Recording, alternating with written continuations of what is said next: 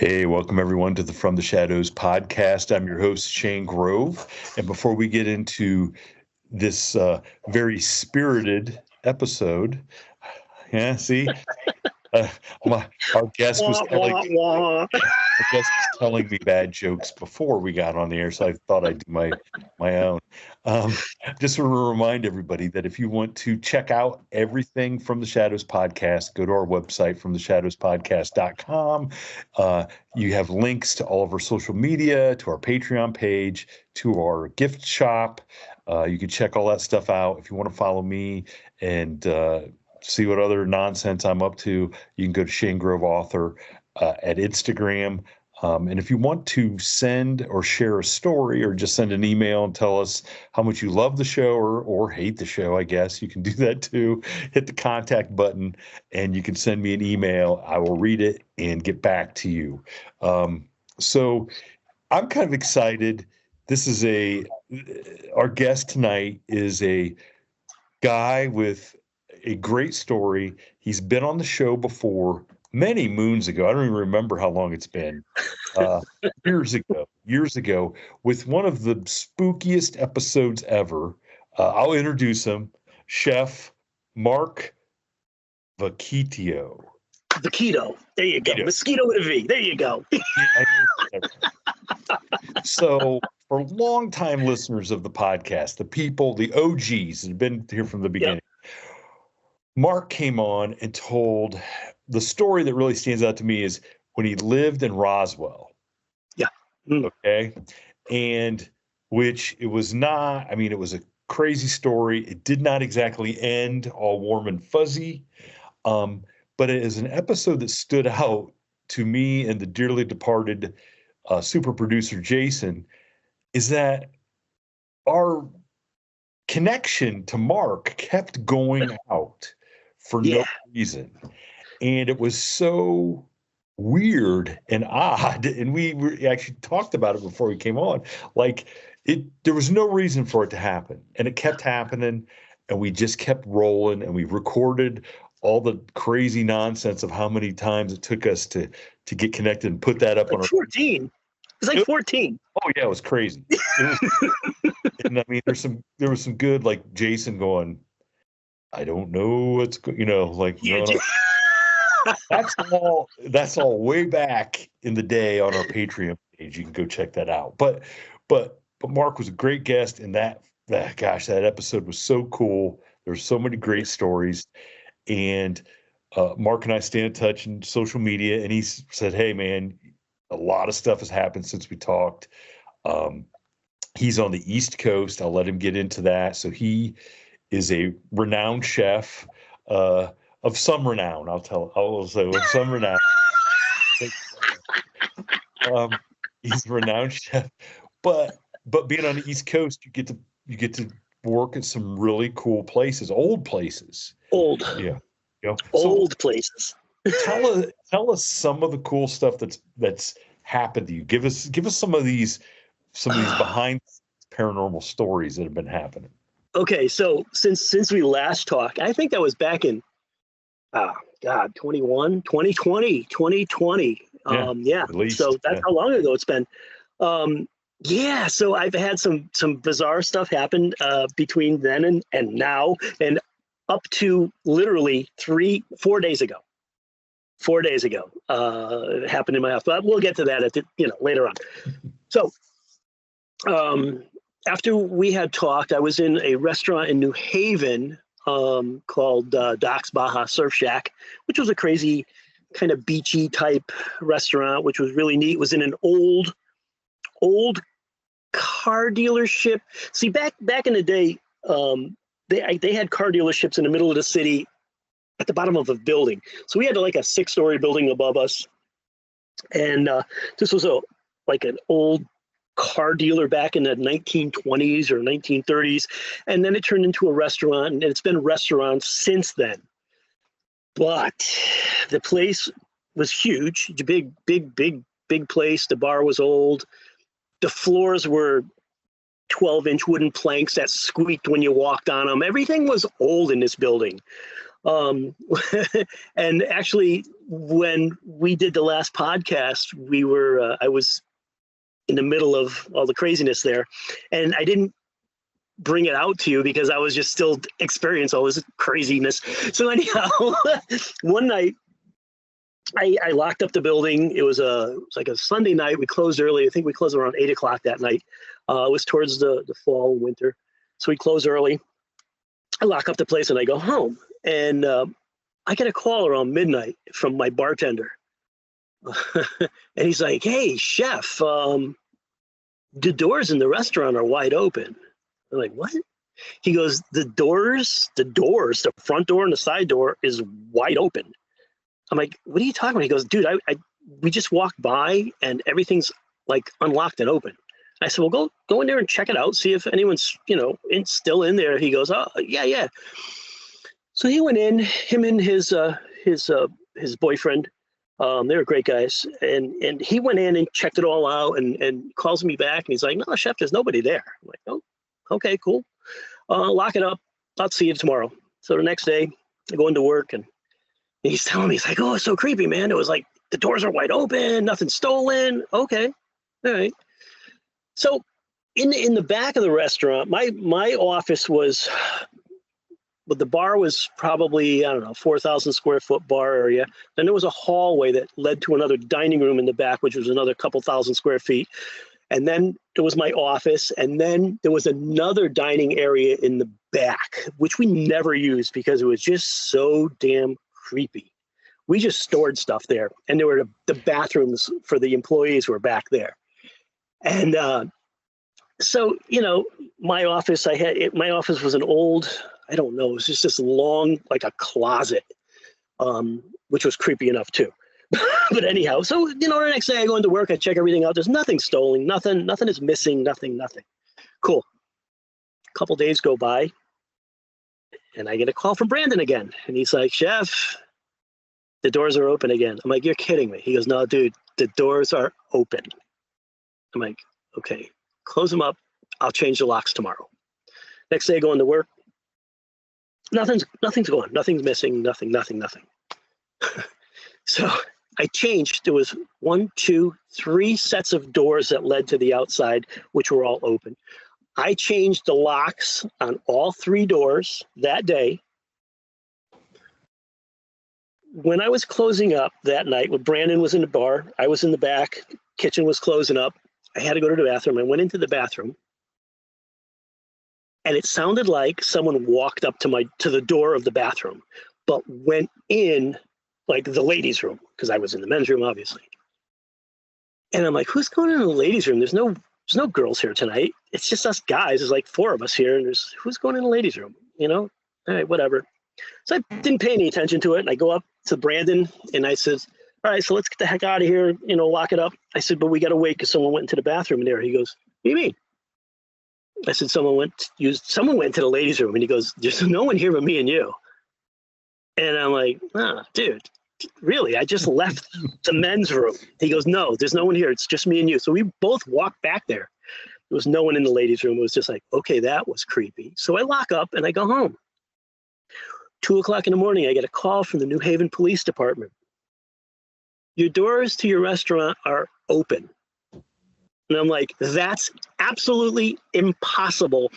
I changed the locks on all these doors today. I have the keys in my hand. No one has the keys but me.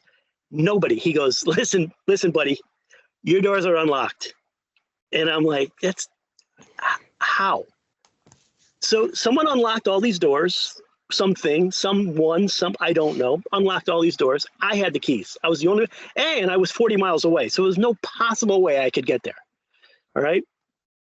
Come into work the next day. Sure enough, I'm the only one with keys. There's nothing.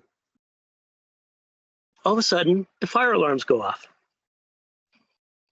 Nothing's on. The kitchen isn't even open yet. The fire alarms are going off. We're looking for some. Fire department comes. All right. My door to my office is locked and I can't get in it. They had to break my door down into the office because that's where all the equipment was in. And there was no way we couldn't get my key to open the office door. They had to break the door down. And then there was no fire. and there was no fire. So at what point were you going to say, okay, I'm out of here? Well, that didn't bother me. Listen, it's, these ghost things that happen to me throughout my entire life. It's more, people say, oh, it's so cool. This stuff happens. Oh, did you just see what happened? Yeah, your lights went out. I saw it. Yeah. Yeah, I saw it. Yeah. Yeah. So for everybody not watching on YouTube, holy the shit. lights in Mark's room just went out. Complete, and he did not move. I didn't move. The door didn't open. It's completely out. And it's not like the light is flickering. They're just out. Oh, let me, Echo, turn the lights on. Okay. Bizarre. Here we go again. You didn't say turn the lights out, did you? No. I mean, you did. I don't remember you saying. She would have talked to me. It's happening again. It's happening again. So like I said, all this stuff that happens to me, it's more of an annoyance. Like right now, this is an annoyance. People go, it's so cool, ghosts and stuff, they're attracted to you. No, it's not. They're annoying me. They annoy the shit out of me. It's not something that I invite. I don't ask them to come and bother me, but they do. They always do. Okay. I'm sorry about laughing, but I mean, that was just bizarre. Whoa. Okay.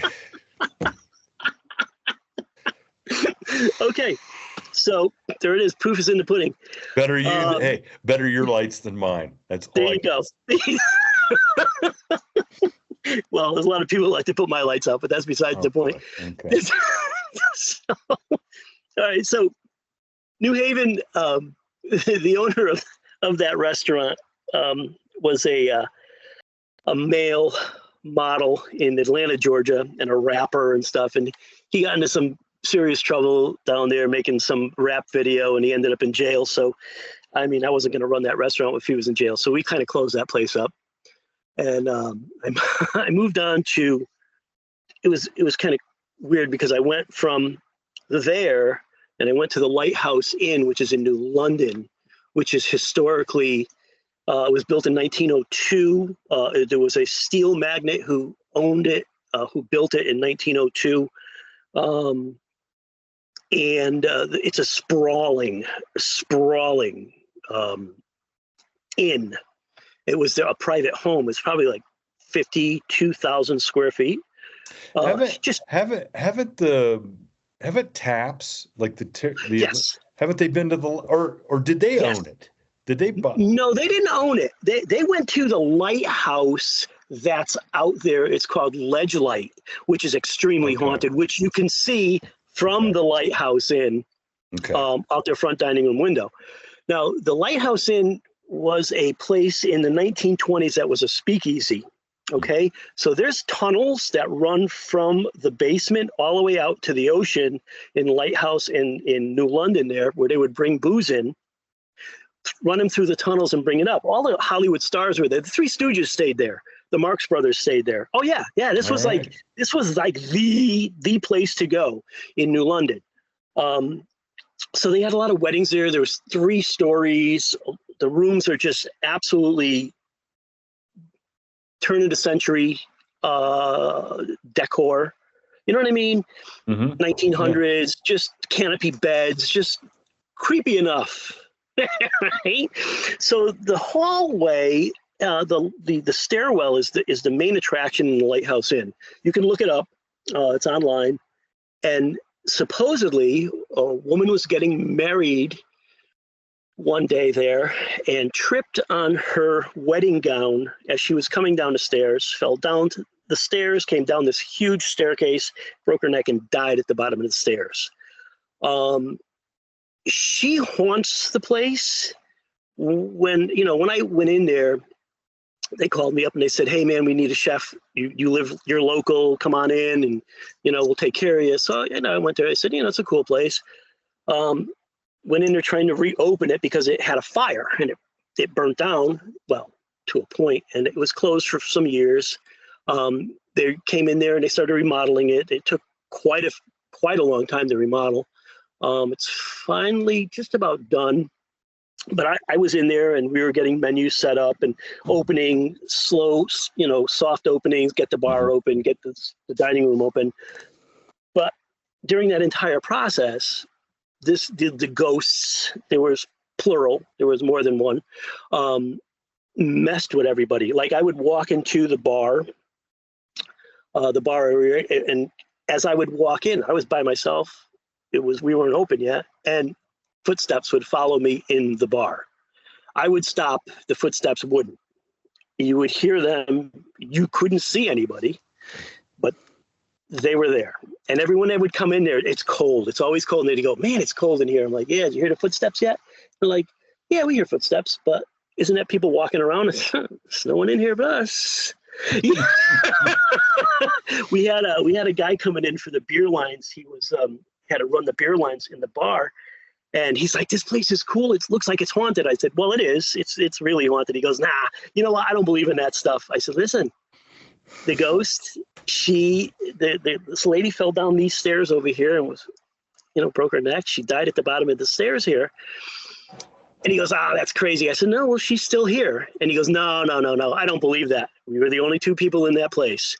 As we walked past the dining room, it sounded like someone took a yardstick and slammed it on a table twice. Bam, bam. I mean, loud. This guy, I thought he would pee. I thought he was going to pee his pants. He was like, "What was?" I said, "That's a ghost. You said you didn't believe in him. There she is." And she made sure that you heard her. Right? She used to take our stuff, man, my equipment, and hide it. Like, you're looking for your whisk or something like that. Where's I just bought 12 whisks. Where are they? Well, they're across the entire building in the storage area. Why are they there? We just had them in the kitchen. She would move things constantly. That would be annoying. We'd be there by ourselves at night, and you could hear people walking and talking. You hear voices upstairs in the hallways in the rooms. All right. Now, I had stayed there probably 20 years ago when I worked at the casino. I hosted a Christmas party and for all the casino workers at the Lighthouse Inn. So me being the host of the party, I got the free room for the night, just because I brought in so much money for them. But the room that they gave me was the room that this artist hung himself in. And it was on the second floor, and it was down a hallway, and the room was in a hallway by itself. So the hallway was probably about 20 feet long, and the door was at the end of this hallway, but there were no other rooms in this hallway until you got to the main area. And all night long, we would hear footsteps come up to the door, stop, and then go away. And then about a half hour later, footsteps come up to the door, stop, and then go away. And my wife, I thought she was going to lose her mind. I don't think we slept that night. I really don't think we slept that night.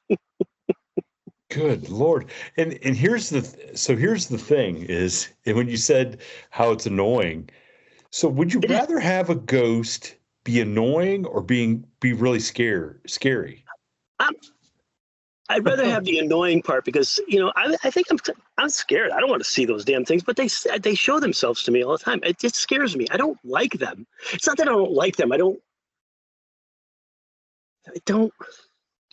It's annoying. It's just freaking annoying. It would be unsettling to see something because this happens randomly out of nowhere. So we open the Lighthouse Inn and it burns down. Okay. A week after we opened it up, it burned down. They said the contractors were putting the sign up. They hit a wire, but there was no one there. The place burnt down. All that money into it. and it burnt. So here Is we it go. done? Is it done? Kaput? There's nothing. No, they worked on it for about a year and a half again, and they reopened recently. But I mean, here I am. Oh, okay, let's find another place. So I go to this place called the Copper Beech Inn in Ivoryton, Connecticut. Now, the Copper Beech Inn was built by people that used to import ivory from Africa. So they were in the poaching business back in the 1800s, 1700s, whatever it was. Another old, very creepy inn. Okay. The dining room on the first floor as you would walk in, the first day I walk into that dining area, there was the presence of a man standing by the window looking at me. And I saw what he looked like. He was in turn of the century garb, almost steampunkish that I like. Yeah. He looked like that. So this was an aristocrat who had money, who was, they were bringing tusks in. They were bringing the ivory in because in Connecticut, we made pianos and we used all that ivory for the keys. Okay, so that was a huge lucrative business here in Connecticut. But day one, this man was in the dining room. I felt him. I saw him. The presence was there. There was also rooms in that inn that if I'd walk into them, you could feel there's somebody here and there's watching me, and you would feel someone brush your hair or your shoulder or your neck, run by you, or run a finger across your neck. Dude, that's creepy when you get touched. Seeing something is one thing. Getting touched, like little Ada used to tug on my chef coat at the Captain Daniel Packer Inn, that 7-year-old girl. She would tug at my chef coat and giggle. And, we wouldn't see her. Patrons saw her in the hallway. There was a back staircase that came up to the main dining room on the second floor. And these two ladies came to me one night and said, whoever owns that child that's playing with the ball in the hallway should take care of that. I'm like, what are you talking about? Just that little girl in the hallway bouncing the ball, and she wouldn't get out of our way when we were coming up the stairs. I'm like, there's no little girls in here right now. But that would be Ada, and she died in 1763. And she doesn't care if she's in your way. She doesn't care because she would follow you into the bathroom. All right, people would walk into the bathroom. We had a big mirror when you walked into the bathroom, because there was a unisex bathroom on the top floor. It was an old place. You'd walk into the bathroom, people would close the door behind them and see a little girl following them in the bathroom.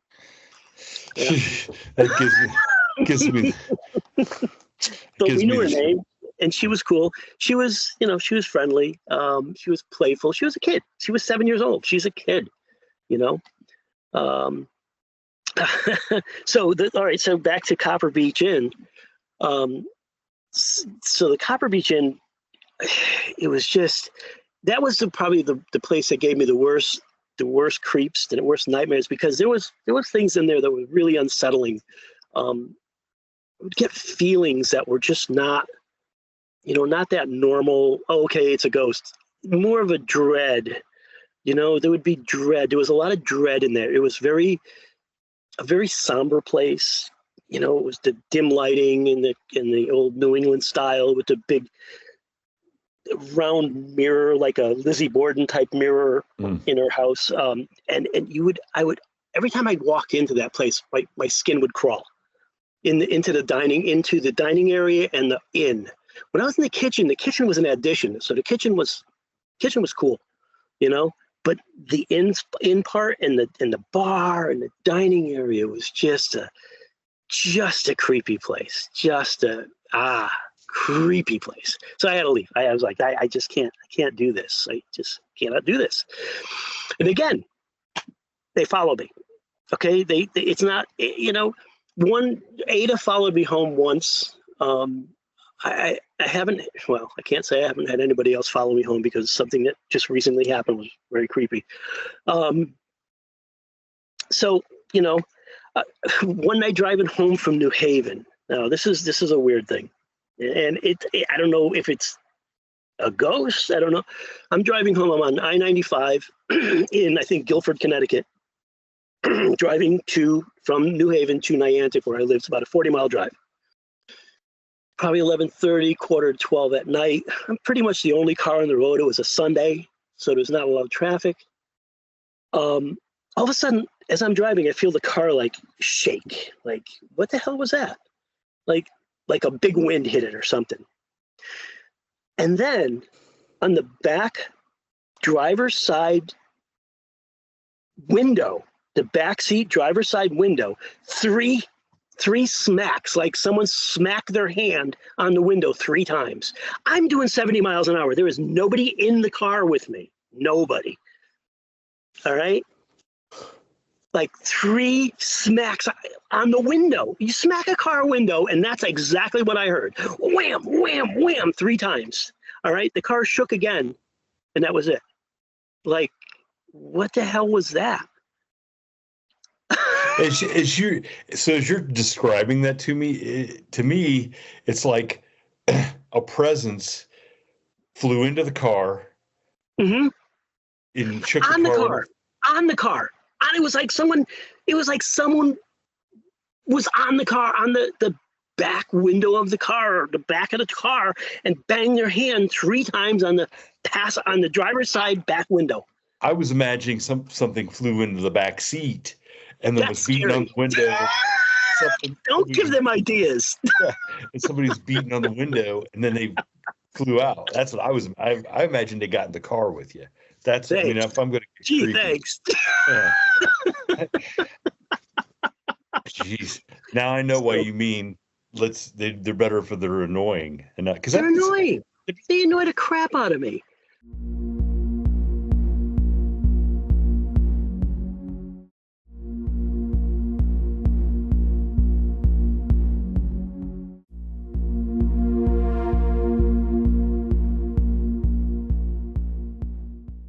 So, I was out, like I told you earlier before, I was out in Montauk, which was really cool. I had a lot of fun in Montauk for one summer, a couple years back. This lady owned a bistro out there, and a friend of mine was a fellow chef. The guy that I do all the TV shows with, that's his sister-in-law. So she's looking for a chef for the summer. He calls me and he's like, "Oh, dude, I got this great gig for you, blah, blah, blah." I'm like, "Dude, I don't want to go to Montauk."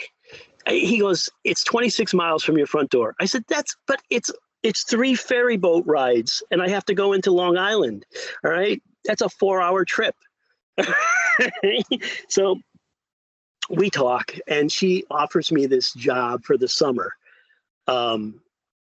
She paid for my boat rides out, my 3 boat rides out, and gave me an RV to stay in and $1,000 a day and my 3 boat rides back 3 days a week, which was like cha-ching.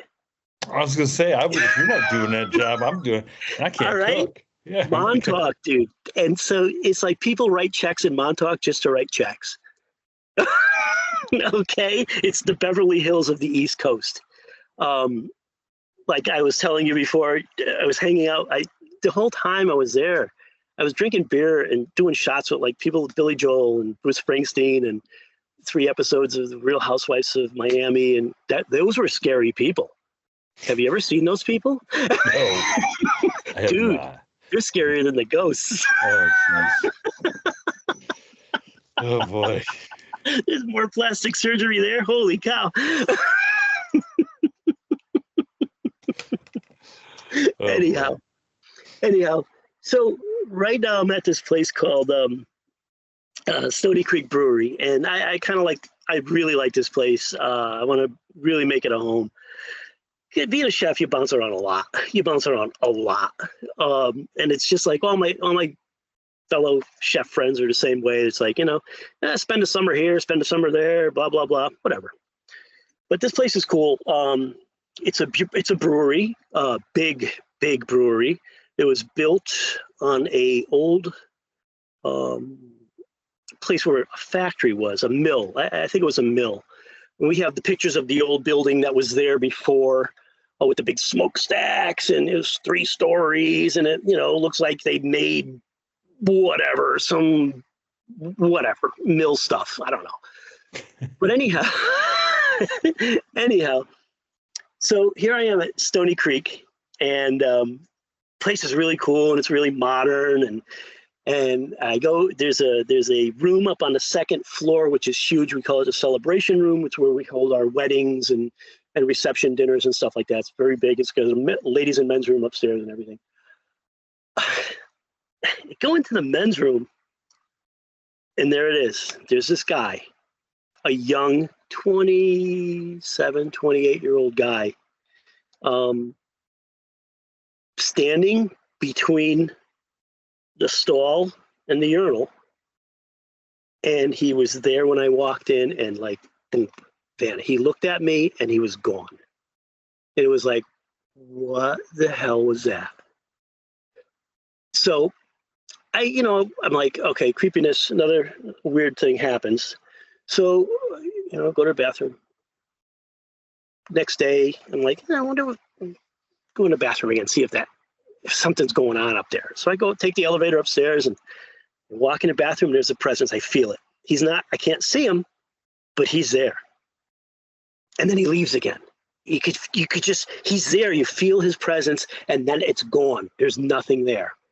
Right. So I'm like, okay, so we definitely have another ghost. Yay. So I started asking questions of the people that worked there, prior for a long time. I'm like, hey, anything go on here, like creepiness? Oh, yeah. You don't know this place is haunted? I'm like, yeah, I kind of. Why? What happened to you? So I said, well, upstairs on the 2nd floor, it's like this guy is in the bathroom. And when you walk in, he freaks out and he leaves. But he's young. He's a young guy. He's probably like 24, 25. You could say, when I saw him, clear as day, he was a young man. He was dressed in work clothes. He had a little hat on. And so no one's have seen him, but I did that one time, but I felt him. So, I hear stories from the bartenders. Oh, this place is creepy at 2:00 in the morning. I hate going up there because I hear things moving around. And going to the brewery, and just, you could hear footsteps in there. And I'm like, oh, okay, cool. So one morning I come in, it was like probably around 6:30 in the morning. I was the only one there. I know I was the only one there because I unlocked the door and turned the alarm off. Okay. So I walked into the brewery, where my office is inside the brewery, not in the tap room where the bar is and stuff. I'm in the brewery. So I go into my office, I put my coat down and stuff like that. And I go walking to the back of the brewery now, turn the lights on. And where they make the beer, there's like a table and people sat there. And I look, and there's a guy sitting at the table. And he's probably a good 120 feet away from me. And I see a person sitting at the table. And I'm like, oh, the master brewer's here. Jake's here. Cool. So I'm walking through the brewery, and I'm not even thinking about just seeing Jake sitting at the table there. And I pass his office, and I look back at that table, and there's nobody there. And I'm like, wait a minute. Jake's not here. I just turned the alarm off. I'm the only one here. But that guy was clearly at the table. Okay. So this was going on for about a good month, where people would see things and hear things and come to me and go, Chef, the ghost is back, blah, blah, blah. He was upstairs. He's moving chairs around. There are people talking. I hear him. I said, I know, I hear the same thing. I can hear people talking all the time when there's no one around. So I had this guy that worked for me. He was probably around 40, 45 years old. I call him a kid. He's a young kid. He's a young kid. He's 45 years old. It was a Friday night, and he's working, and his name was Joe, and he gets a phone call, and he's like looking really down and depressed, and I'm like, what's the matter, man? He goes, just got news that my dad died. And I'm like, oh my God, holy shit. You know what? Why don't you go home? He goes, no. He says, dude, my dad lives in Florida. Doesn't matter if I go home. He says, I'd rather stay here and work. And I'm like, oh, okay, cool. If you want to work, but if you want to go home, just leave. He's like, no, Chef, I'm good. I'm okay. So the next day, he comes to work. And I, asked him, how's everything going? He goes, well, I talked to my mom, blah, blah. We'll go down there, see him next week. We'll go down next week and funeral and stuff like that. And I said, okay. So he's looking, he was like, moping around. Obviously, his dad just died, Mm-hmm. So my sous chef comes up to me and goes, hey, what do you want to do with Joe? I said, I don't know. I said, he doesn't look good. I said, why don't we send him home? He goes, chef, he doesn't want to go home. I said, all right, let me talk to him. So I said, Joe, get out of here. Your old man died yesterday. Just go take some time, clear your head. He goes, yeah. He goes, I don't really feel good. I guess I'll go home. I said, you do that. The guy got in his car, and 5 minutes down the road, he had a heart attack and died. All right. And then the ghost in the brewery has never been heard or seen of since that day. I think that ghost was trying to tell us something was going to happen. But Joe, he was 40 years old, 40, 45, I'd say. And he left. His dad died Friday. He died the very next day of a heart attack. Crazy. In his car while he was driving home. What? Yeah. Oh my gosh. Yeah. That's insane. That was bizarre. And we haven't heard or seen that spirit since that happened, which is just crazy. That is. I don't even know what I don't.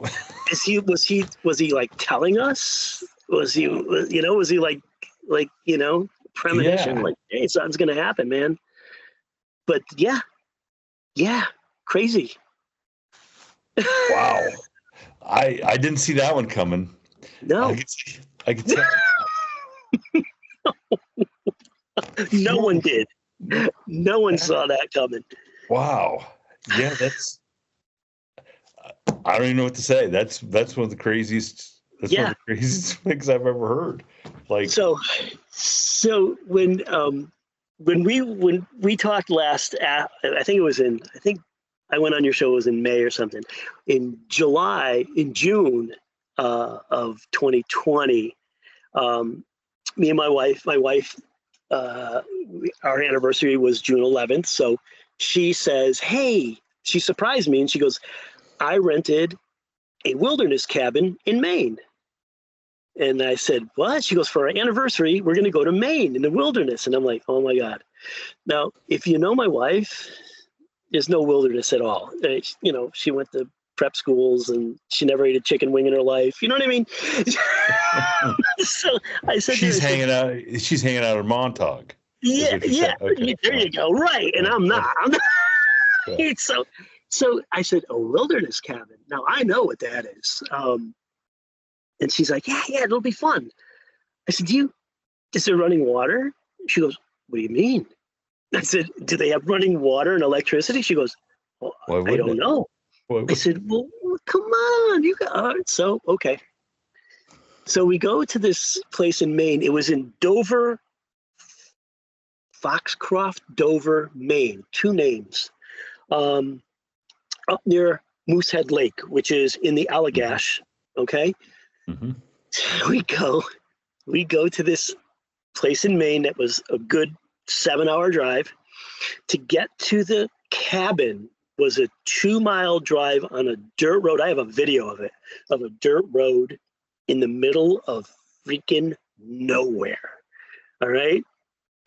We pull into this cabin, which was absolutely gorgeous. God's country, little tiny, probably a 500 square foot cabin, just a tiny little thing.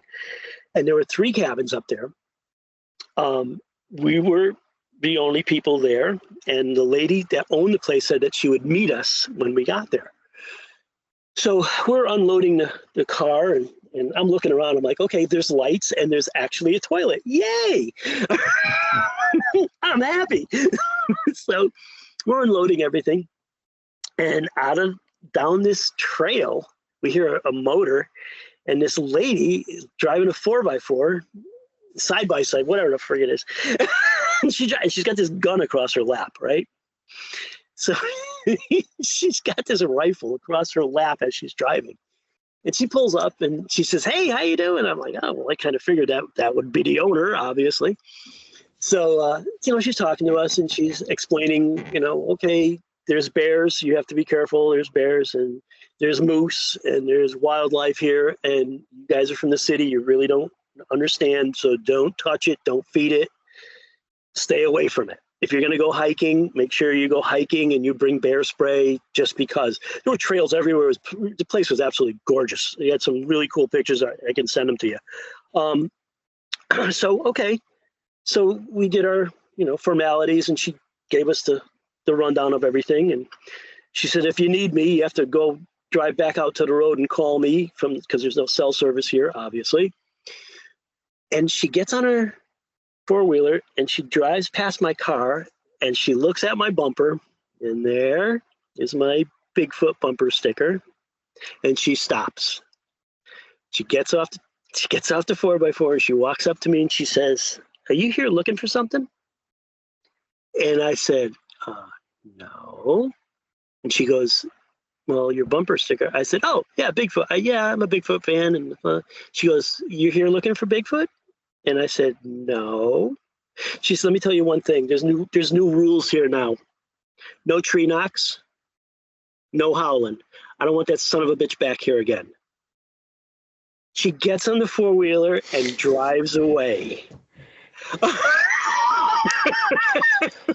And she was dead serious. All right. So how long did you wait until you did a tree knock? 2 days. No. Oh yeah. No, that happened that night. But this is so goofy. So here we are in this cabin at night, and I walked out the front door just to look at the night sky, the moon, and just the surroundings are just absolutely gorgeous, right? It was so cool. I said, oh, that's so cool. I hope Bigfoot don't eat me. And so I go back into the cabin, and we had dinner and stuff like that. And my wife fell asleep. Okay. So I said, I'm going to go look outside. And I opened the door of the cabin, and there was nothing there. It was nothing. It was black. There was nothing after the front porch. Everything was black. There was no moon. There was no nothing. It was like someone put a black sheet over my head because I saw absolutely nothing. It was a void. I got so damn scared. I turned around, went in that cabin, shut the door, went to sleep. We left the next day. I was that scared. I don't know what it was. I don't know what that was. So you'd been out earlier and saw the moonlight and saw this. Absolutely. That's totally mad. Like it was like not like coming from a light out into the dark where you can't see and your eyes have to adjust. No. There was nothing there, man. There was like nothing there. There was like nothing. It was like a black void. It scared me so much. And that scared me more than anything. I was like, boop, got in the cabin, went to sleep. We left the next day. Yeah. Absolutely crazy. So the moral of the story is don't go with Mark anywhere. Yeah, don't go with Chef Mark. Which is funny because I told everybody, I told you I was going to tell everybody, whoever, because we got listeners all over the world. Yeah. Listeners on the East Coast. The first listener that sends a picture with Chef Mark from the Stony Creek Brewery, puts it up on our social media, I'm going to send him some stuff. And I give him beer mugs. And he's going to give him beer mugs. Okay. And he's a man of his word. The one restaurant you did the Ozark Howler breakfast. Oh my God, that was great. I still see those people. They're like, oh, we love our mug. We use it all the time. Yeah. Oh gosh. So what do you think that was? Like, that you... I don't know. That was bizarre. That's something that I've never experienced in my life, ever. It was so crazy. It was nothing paranormal about it. I don't know what the hell it was, but it was just black. There was nothing. It was like nothing was there. There was nothing. from the front steps, right from the bottom of the step out. I couldn't see my car. I couldn't see the lake. I couldn't see the trees. I couldn't see the moon. I couldn't see anything. There was nothing. Nothing was there. Nothing. Wow. I'd love to hear if any of our listeners have ever heard of anything like that. Yep, because me too. Like, because that's weird. Yeah, it's like you're looking into a void. Yeah, it was a void. It was like a vacuum. It was like there was nothing there. Nothing was there. I was so that scared me more than pretty much anything else that has happened to me. It was just bizarre. I can't explain it. I have no idea what that was. No idea. That's one of the craziest things I've heard. I've never heard anybody describe anything like that. Yep. Like I was expecting you to say like it was just quiet and there was not like. Oh, it was quiet. Well, of course. It's like you were looking in a black hole or something. I don't exactly what it was, and it was just so freaking creepy. You know, I take the ghosts over that any day. Oh, I would too. Yeah, I would too. I'm afraid to ask. Has anything else happened? Yes. So the other night, this is like literally 4 nights ago. Hot off the press. Right here we go. Hot off the press, man. Me and my wife are sitting in the dining room. We're eating supper. And we have security cameras and stuff. Because my crazy dogs, I got a husky, he eats squirrels. Like, come on, dude, you got to stop eating squirrels and rabbits, please. But, so we got security cameras out there. We look out before we let the dogs out. So we make sure the wildlife doesn't get eaten by Murphy. Okay. I mean, skunks, rabbits, he swallows rabbits whole. He's crazy. So anyhow, we're eating. So we get notified on our phone when something happened. Front door camera, pet camera in the backyard, car drives by, blah, blah, front yard. All of a sudden, the camera goes off. So we have one in the carport and one in the front yard, and they're both facing the street. Now, they're literally 30 feet apart, side by side. One's in the carport that shines right down the driveway. You can see the mailbox and a little bit of the front yard. And the one that's in the front yard shows the entire front yard and the driveway and blah, blah, blah. So we get the alert comes up, person.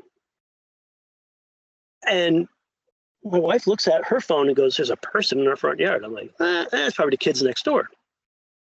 Whatever, playing ball or whatever. So she looks at at her phone and the camera, and there's an old lady looking in our front window.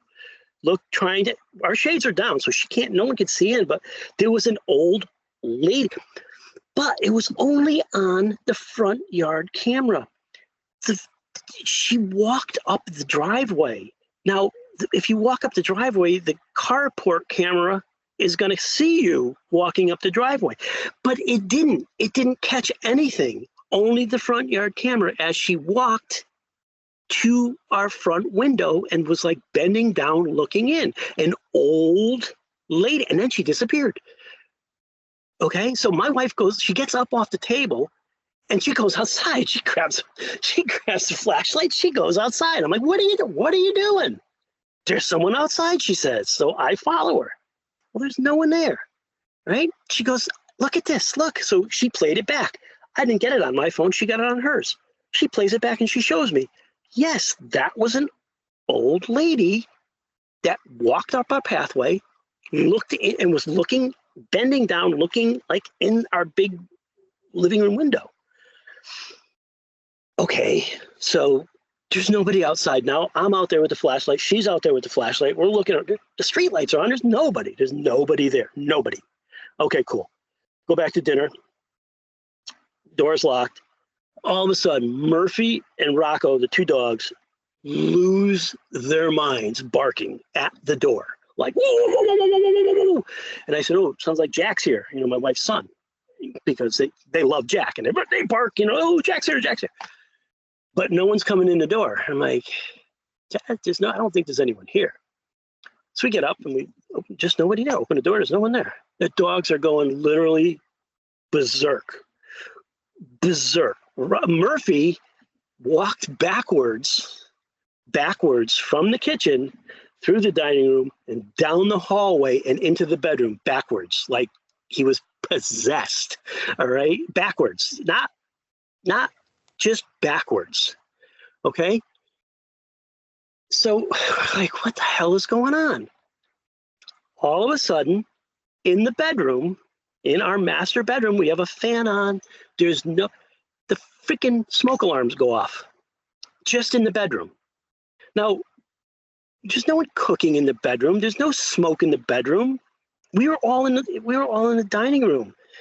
The smoke alarm's going off like crazy. I had just changed these batteries 2 weeks ago, so it wasn't like there was a bad battery, right? As a matter of fact, it's over here somewhere. Anyhow, my smoke alarm's going off. So I come into the bedroom here. I'm like, what the fuck? There's no smoke. There's no nothing. I pull the damn thing down, pull the battery out. All right, whatever. My wife goes, what the hell's going on? I'm like, I don't know. So I'm like, you know what? I'm going to go play my guitar for a while. She was watching a movie, one of her shows. I'm like, I'm going to go play my guitar. Heck with it. It was kind of warm. So I'm in here and I'm playing the guitar and I have, I was watching Small Town Monsters. Anyhow, whatever. So I love Smash. They'll be glad to know that. Oh yeah. I watch them all the time. I watch probably every episode. So I'm watching them and I have the volume kind of down. And I'm jamming out on my guitar. All of a sudden, the freaking air conditioner turns on in my room, but there's no electricity. There's no, it's not, I have a video of it. It's on and running. But you know, when you turn an AC on, you get the temperature and all these lights are all lit up on it, Yeah. Dark, black, pitch dark, nothing. All right. So my wife comes in the room and she goes, we're talking. I said, hey, look at the air conditioner is on. And she goes, yeah, but where are the lights? I'm like, I don't know. She goes, what happened? I said, I don't know. It just turned on by itself and there's no lights and it's running and the plug wasn't even there. The plug wasn't even in the wall. So I don't know. She's like, what's going on? I said, I have no idea. I said, the dog's barking, Murphy walking backwards, the smoke detector, and now the air conditioner's on. What's going on? And this was 4 days ago. Literally, this was Friday night. Listen, with your past history, I don't even want to hazard a guess of what is going on. You know what I'm saying? Like, and so the bizarre thing is, like, no one's going to believe me. And I took a video of the damn air conditioner on where you could hear the noise, you could see it, but there's no lights on and there's no power to it. I don't know. That doesn't sound, that sounds about as energy efficient as you can get, though. If it's not plugged in and it's running, I mean, that's free power. Holy smokes. And here's the thing is this October's just starting. Yeah, I know. I know. Holy crap. Yeah, so this is all within, crazy. Is someone trying to tell me something? I don't know. My mom mad at me? She's getting back at me for something? She died, 8 years ago. I don't know, but I'm dumbfounded. I mean, and the worst part is now the light goes off in your room, and you're just and tonight you witnessed this. You witnessed this craziness. The freaking lights go right off, just like yeah. I don't. Well, once again, I'm going to tell you, Mark, you did not disappoint. You came with both barrels loaded, and holy smokes. Well, hey, look, I want to know if something else happens for sure. But Shane, definitely, I will let you know. This is like, Well, I appreciate you helping us kicking off the haunted season. Oh, absolutely. With some great ghost stories, and I want to remind everybody, if you're in, what town in Connecticut is this? Blandford, Connecticut. If you're there, go to the Stony Creek Brewery. See Absolutely. Chef Mark. Ask for Chef Mark. As for And Chef we'll Mark, take care of you, man. all We'll take right, you. We'll have some fun. I'll show you where the ghosts hang out. that's great. There you go. Absolutely. There you go. Make plans this weekend. I'll tell you about go. Roswell. Oh yeah. Oh my gosh. I'm gonna see if Phil can put a link to that up so people can find that, because that is a great story too. Yeah. But thanks, man. Thanks for coming back on. Absolutely. Sharing these Thanks for listening, man. I think, you're short on guests. You're scraping the bottom of the barrel now. I love it. Hey, wait a minute. You know the lights? Yeah. You know who that was? Who's that? Super producer. He was messing with us. Remember we were talking about it? Is he going to mess with us tonight? That's right. All right. Because the phone kept hanging up when he was here. Now he got back at us with the lights off tonight. So if anybody listening to this hears a ha ha ha ha ha,